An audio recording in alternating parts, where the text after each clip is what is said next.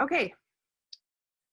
Hello, everybody. Welcome to our Monday afternoon Zoom call. For those of you who don't know me, I'm Karen Mitchell. For those who are going to be watching the recording later, because everyone on here knows who I am. So anyways, today we are going to be talking about reaching our cold market. And this one, I'm going to admit that it's not a huge strength of mine, but there's kind of two sides to the cold market, and one I'm definitely better at than the other. So our first thing I want to say is doing this business your way. There's no right or wrong. So whatever you take from this, apply it to your own life, step out of your comfort zone a little bit or a lot, and that will definitely bless you. But don't think that there's a absolute right or an absolute wrong way to do this.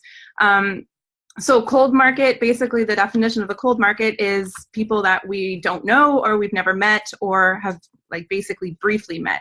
The purpose of connecting with our cold market definitely is to create or to have them become a warm market. Because this business is so much about relationships, we definitely want to be realizing that in reaching out to our cold market, we want to bring them in. It's not often that a cold, like that somebody that you would connect with, that within like the first or second connection that they would get in or purchase. It does happen, but most often it's building that relationship, turning them into a warm market, and then is typically where the sale or the so forth, where that really begins. So really being mindful of that we're really looking to build a relationship with people. So one of the first part of the cold market would be your local cold market. So people that are living in your area, people that you would run into every single day. So number one is be creative. So step out of your comfort zone, get out into your neighborhood, try new things. So join a mommy play group if that's the type of season that you're in. Make sure to involve your kids. Your kids building relationships with other people's kids really helps build a relationship between the parents. If you go to playground with your child, try walking a little bit further and go to a different one, or get in the car and drive to a new one. Try new playgrounds, meet new people, and really be confident when you're there. Library, grocery stores, waiting rooms, the gym, just going for a walk on the trail. You could literally sit by a river and be skipping stones with your kids and have people walk by. Off-leash dog park, if you've got a dog or that you take out to a regular park, try a new one. Or if there's one in the area, it's always a fun place to meet new people as well. Neighbors that you've never met, really get outside, go for walks, and be mindful of who you're seeing and who's nearby, and just start up conversations with them. Small groups at church, if you've always joined a cooking one, try joining one completely different, a totally different market, a totally different group of people that you've never gotten to know. Biggest thing is just try new things, get out of your comfort zone. The second thing is something that Sarah Harnish actually said at Silver Retreat, and that is 80% of our business is being prepared. So make sure you have samples ready. Keep those samples on you. There's little mini roller bottles, little mini sample bottles that came in your kit. Have some oil options with you, so when you do meet somebody and you're talking about it, if oils comes up, then have something available for them. Sorry, my dog is now attacking her bone. Okay, hopefully she's quiet now. Another thing is when you're out and you're trying something new and you're stepping out of your comfort zone and you're going to a new place, be sure to wear your oils. Use your oils publicly. So for example, you're going to go to an appointment, like a chiropractor appointment or some kind of appointment, and you're taking your kids. Maybe challenge yourself to, instead of using the calm down roller on them before you go, wait till you get there. They're going to go a little crazy. Apply your stress away on yourself and apply the calm down roller on your kids. People will see that, people will ask, and it really will strike up conversations. And don't feel like, oh, I'd never be able to do that because I wouldn't even know what to say to them. I wouldn't have the answers. Just share your story, just connect with them and ask them questions about them. One of the keys to being a great leader is listening more than you speak. So when people ask you, what are you doing? Then you just explain what it is and then turn it back on them and ask them questions about their life and about their kids and get to know them, and that's where the relationship really starts to build. Another big thing is to ask for their info. You want to put the onus of the follow-up on you. If you hand business cards are great, but if all you're doing is handing out business cards to everybody you meet and you think that you're reaching your cold market, likely not. You really want to build that relationship and put the follow-up onus back on yourself, the responsibility of that follow-up, because 9 times out of 10, they won't contact you. But if you have their email address or you have their phone number, then it's up to you to follow up with them, and that really shows them that you care and that you remember, and that's where the relationship starts to build as well. Be brave, be confident. If you need some help with confidence, Laura did an amazing Zoom call a couple weeks ago, and it's posted in the Empower group. If you want to find the link or whatever, you just comment underneath and we will tag you in it, because it was incredible. So really step out of your comfort zone and just be confident with people. For example, I was at the vet last week. We have a cat now that moved in. Long story. But anyways, took the cat to the vet because he wasn't feeling well, and I've never had a cat before, so I wasn't sure what to look for. And a lady was sitting beside me, and her dog's hair, a lot of the hair was missing, and the skin seemed really, really irritated. And so I just, struck up a conversation about what kind of dog and how old and name and so forth. And then, just gently asked the question, wow, that looks like it really bothers him. Is he okay? So she talked about, it's a genetic thing, and they've tried everything, and she's really into natural stuff, and the vet wants to put the dog on all these medications, but she really doesn't want to try that. So can I have your email address? I happen to use essential oils, and we use them on our animals as well. I'd love to do some research for you and see what I can find and email you and maybe get you a sample. You live local. And so, you know what? Be brave, be confident, step out. I was like, I have a cat now, and I don't know what to do with this cat. I'm still learning about how to use oils on the cat, but maybe I can find something that will help your dog, right? So that's the biggest thing, is just watch for those opportunities and really just be brave. You've got nothing to lose. If they say no, they're not interested, it's not going to hurt you. They're not going to be out to get you or see you, and be like, oh, that person just talked to me about oils. The honest people just don't even care. So be brave. You got nothing to lose and only everything to gain. Another point, number 3, is really own this as a legit business. That was one thing that really stuck out for me last year when I first heard that. And what that means is, for example, when you go out to dinner with somebody, or you meet somebody new, or like for us, we had supper clubs with our church, and we met 4 new families, and every week we went to a different person's house for dinner. It's so funny, but it's so typical. Everybody's question is, what do you do? That's like their first, it's like your identity is what you do, which we know our identity is not in what we do or what our ranks are and so forth. But that is the typical question that people ask. What do you do? Own this. I specifically remember the first time we went to our supper club meeting, I said to my husband, I said, when we go there tonight, they're going to go around the table and they're going to ask, what do you do? And you're going to share what you do, and I'm going to share what I do. And please don't make it a joke. Don't make it like, yeah, she's like sells oils, hocus pocus, or whatever. Like, I need you to be behind me, because I'm going to come out right and say, I use essential oils, and I teach people how to use essential oils, and it's a business that I have. And so he was like, yeah, no problem. We totally supported it. Now, by the time the supper clubs were over, 3 of them were members, which were great, and it doesn't always happen that way. And I didn't do it to get them in the business and get them using the oils. I just needed to change my mindset that this is legit. This is for real. So that is a big, big thing. We also went to a concert, and a girl was standing beside me, and she's like, so what do you do?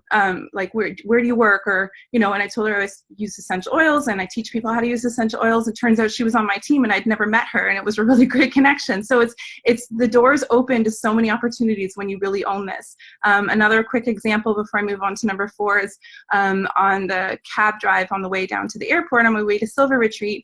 Lady's like, so where are you going? Well, I'm going to Salt Lake City. I won a trip with the company that I'm with. Well, what company are you with? Young Living Essential Oils. Oh my gosh, that's awesome. Well, you know what? She showed up 2 weeks ago at my house because I got her information, and I followed up with her and bought Super B and a bunch of oils, a desk reference, and now it's a continued follow-up situation. She doesn't want an account. She doesn't want to purchase it for herself. She wants to purchase through me for now, but we never know where that's going to end up. And honestly, I could have been like, yeah, I'm just going to Salt Lake City, just on a vacation, just a trip. But I was like, no, I'm going to own this. I won this. This is through the company I'm with. This is my business. And anyways, it just opens up huge doors. So really, really take this, own this, and don't be ashamed of it, because it's awesome and it's a legit business and it's amazing, and the freedom will come from that. Number 4 is vendor shows. It's another great option. And like I said in the beginning, it's not for everybody. Doing the business your way, it's no right or wrong. I personally love vendor shows. I don't always love the time that goes into them, but I do love vendor shows. I love just talking to people. And if you're going to do a vendor show, one of the big key points is, and please, this is just a red statement, so don't take any offense to it, but we always go by KISS. Keep it simple, stupid. It's a very simple little acronym to remember, but keep it simple.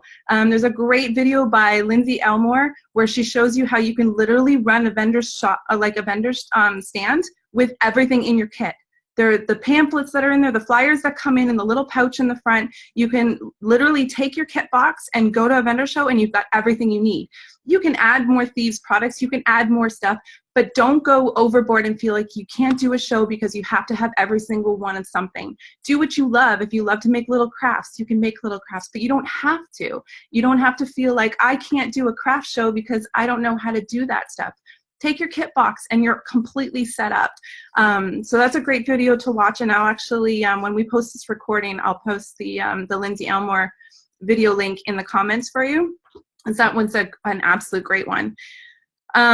Make sure to offer like a draw or something, some way of getting people's email addresses or text message, and then once again, you're putting the responsibility of the follow-up on yourself.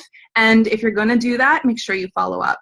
Follow-up is huge, especially for your cold market. Follow-up is more important on cold market than it is on warm market because you don't have that relationship, and it's likely that they're not going to contact you back. Excuse me.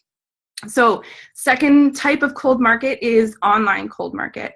Online cold market is really, random Facebook friends that you've never actually met that just added you or friends of friends that are just your friends on Facebook, and you see posts and you're like, who the heck is that? Then also would be like Instagram, if your Facebook profile is public, if you're running a blog or anything like that, those are all your online cold market.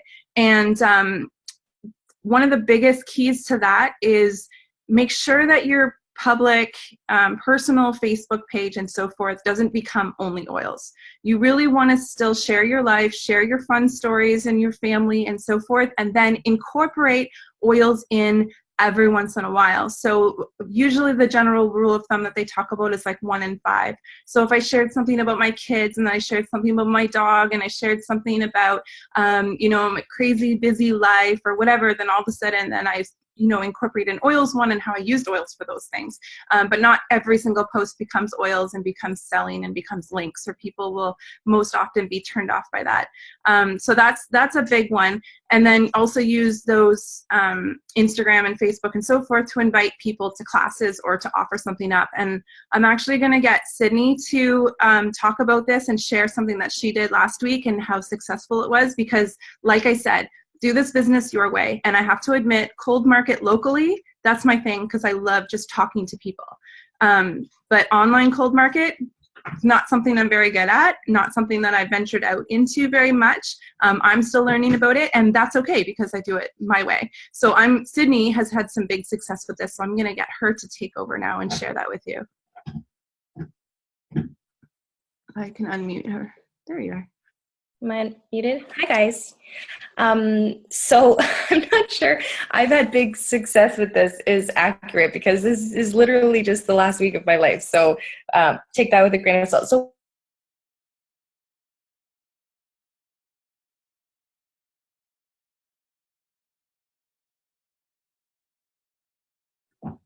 sorry, I think Sydney disappeared. Sydney, pop back on when your internet starts to kick in again. Sorry, hun. I say big success because she did this and it worked and it was amazing. So take what she just said with a grain of salt, because she's being modest. I'll quickly maybe explain what she did. And Sydney, I hope that that's okay, because I'm not sure what happened or where you went. But she made up little bottles of Thieves Cleaner samples. So they're just little mini spray bottles. And maybe I'll get her to also share a picture, a post of how she did that and what she did and what it looked like underneath the recording of this video as well. And she posted on Facebook that she had these little samples for anybody that was interested. And I believe she had 9. Lisa, maybe you know the number better than I do. 19. So 19 responses. I would call that a success.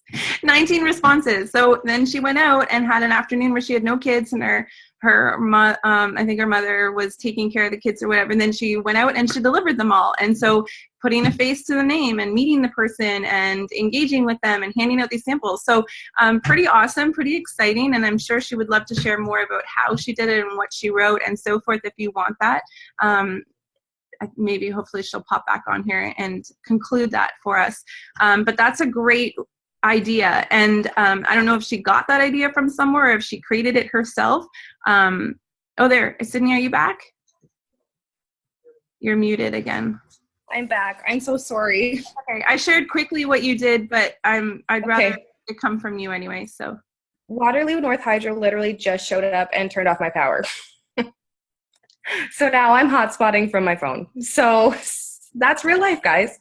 So, okay. So I posted on my personal page about how I would give people a thieves cleaner. So the people that I knew, but were not oily people, so that's my warm market. I wanted to give it to them for free as long as they weren't already Young Living members. And I got 9 people that wanted a Thieves sample spray from me that way. Then I posted on Elmira Buy and Sell, which is the local buy and sell group in my area. And I posted a bottle of Thieves Cleaner, 2-ounce bottle for $2. And I had 21 people ask for a sample that they wanted to pay for. So a couple of things that I wanted to make sure I did really well. First, I added them all on Facebook so that I know you can message them without adding them, but I added them so that they're always my friends, that they see my posts about oils continuing going forward. So I wanted to make sure that was important to me. Secondly, what I did was I dropped it off. I delivered them all, dropped them off, and I oh my goodness, everything is turning back on. And sorry, so when I dropped it off, I gave them a piece of paper that were other uses for Thieves Cleaner. So once they buy their bottle, they'll know how to dilute for appliances and stovetop and everything else.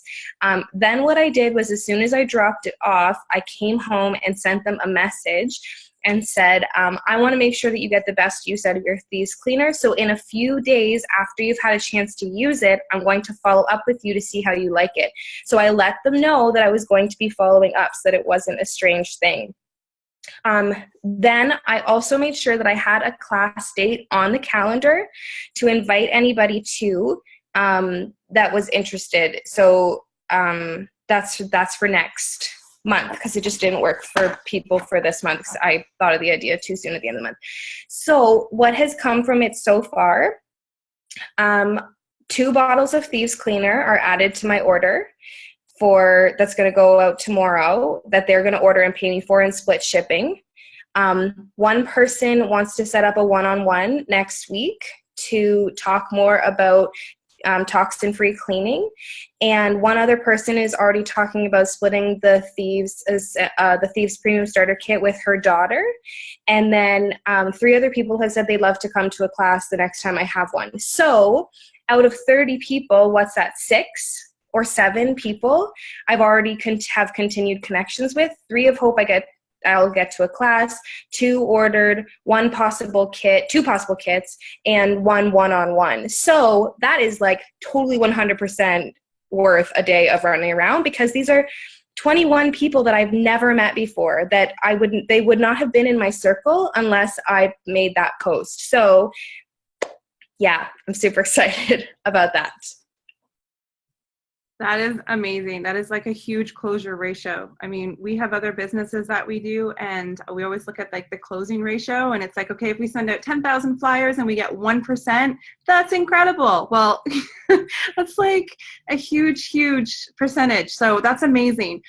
Great idea. And it doesn't have to be Thieves. It can be something else. It can be Thieves. You can totally steal this idea. That's why we share them.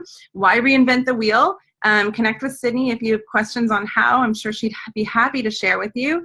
And yeah, anyways, that's awesome. I think I'm definitely going to be looking more into those ideas as well, because like I said, the online one isn't as much of a strength as mine.